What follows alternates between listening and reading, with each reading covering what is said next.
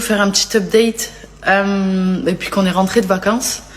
Alors on sait pas si c'est parce que en fait on a passé presque tous les jours avec notre fils, on pense que ça a une incidence, mais depuis qu'on est rentré de vacances, il est d'une agressivité, genre en mode c'est chaud, vraiment en mode on comprend pas pourquoi à ce point, parce que on le délaisse pas non plus, mais c'est vrai que on a repris le rythme travail, tu vois, après on s'en occupe, il y a des après-midi où genre on n'a pas travaillé exprès pour rester avec lui. Mais c'est vrai que c'est difficile parce que tu te remets beaucoup en question en te disant mais qu'est-ce que j'ai changé, qu'est-ce que j'ai pas changé, est-ce qu'il y a des trucs qui lui ont pas plu, genre vraiment, et puis il nous a dit des fois il nous a sorti le mot triste, en mode donc on essaie de comprendre, on lui pose des questions, mais tu sais 2 ans 5 mois, dur de s'exprimer, donc voilà, on essaye de comprendre le pourquoi du comment, mais je vous avoue que c'est pas une période là très facile. Du coup les journées, il est hard avant d'aller se coucher, il est hard, genre c'est pas de tout repos. Les amis, j'espère que vous allez bien. Petite story, en fait, je vous explique. Vous connaissez mon amour pour les animaux. Je mène un combat parce que j'en peux plus, en fait, de voir tous ces animaux qui sont abandonnés, qui sont dans les refuges, qui sont en mode dans des cages et qui finissent leur vie, en fait, seuls dans des cages, même si les refuges s'en occupent bien en général. Quand j'ai réfléchi à tout ça, je me suis dit, en fait, tout ça, ça part des élevages, de toutes ces personnes qui font de la reproduction d'animaux.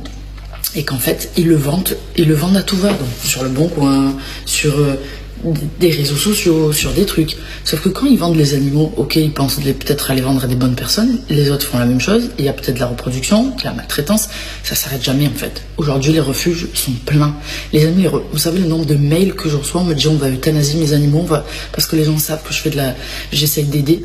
C'est une catastrophe le nombre de mails et de messages que je reçois vis-à-vis de ce qui se passe au niveau des pour les animaux. Je mène un combat parce que j'en peux plus en fait de voir.